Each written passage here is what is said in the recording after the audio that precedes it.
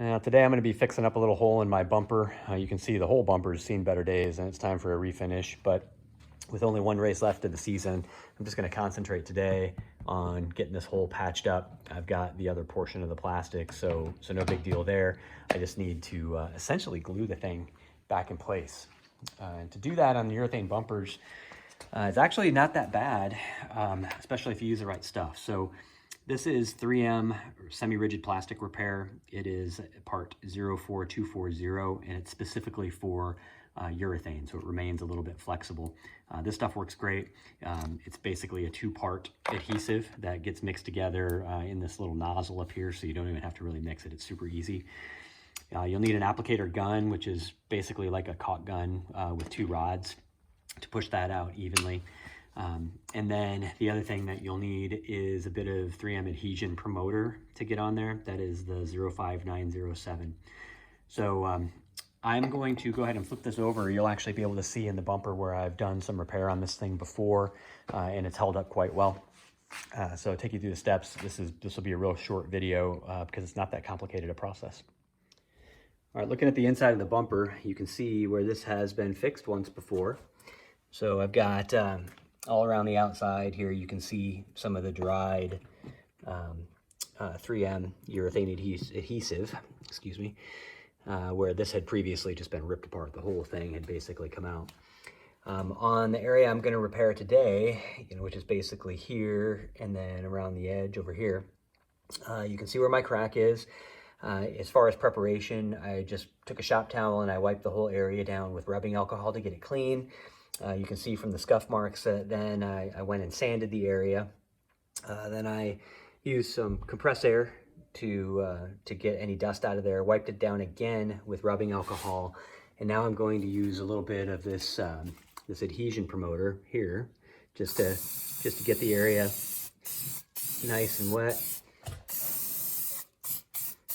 And then I'll let that sit for about 10 minutes. And really what that's going to do is soften up the urethane and make it ready to glue back together. All right, I've got my my fresh nozzle on the 3M adhesive. This thing's been sitting for about 10 minutes, and I'm just going to go ahead and start mixing this guy up. You'll see how simple it actually is. Everything mixes inside of the nozzle here. You can see it already starting to come out. Nope, and there she goes.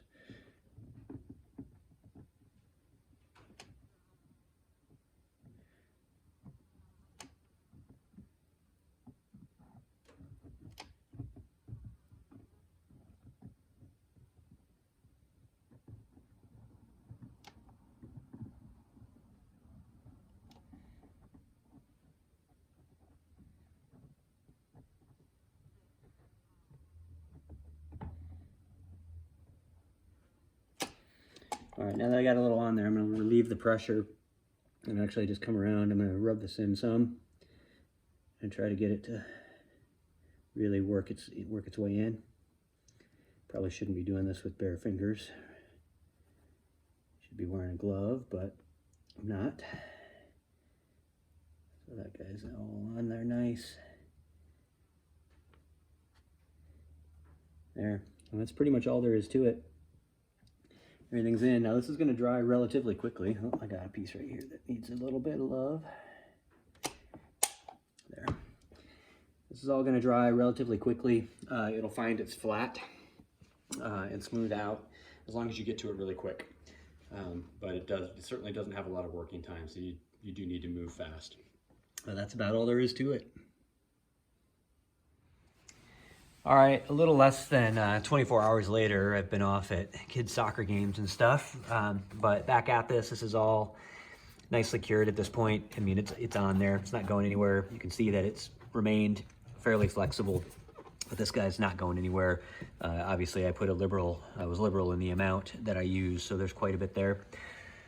So on the inside, nobody's going to see it, so I don't really care. One thing to note, though, is on the outside, I actually forgot to do something yesterday, which is that whenever you've got a crack like that and you're working it from the inside, you should take a piece of painter's tape and just lay it over the outside of the crack, and that'll get this to lay nice and smooth so you don't have a bunch of finish work to come back around and clean up.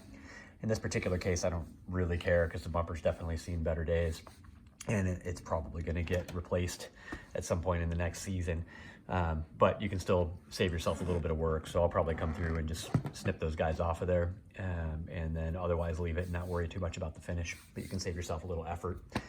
One other thing that you can save yourself some effort on is wear gloves. So I mentioned yesterday that I should have been wearing a glove, and I should have. This looks a lot better now, but last night I went on a date with my wife, and my finger was definitely still showing most of that that black urethane. It did not want to come off. I spent the better part of the last 24 hours picking this off. So definitely wear gloves, and it'll save you a little bit of time. So that's it. Hopefully that helps you with a little bit of repair. Hopefully you don't have to do a lot of repair, but in racing sometimes it's a little inevitable. So good luck with yours.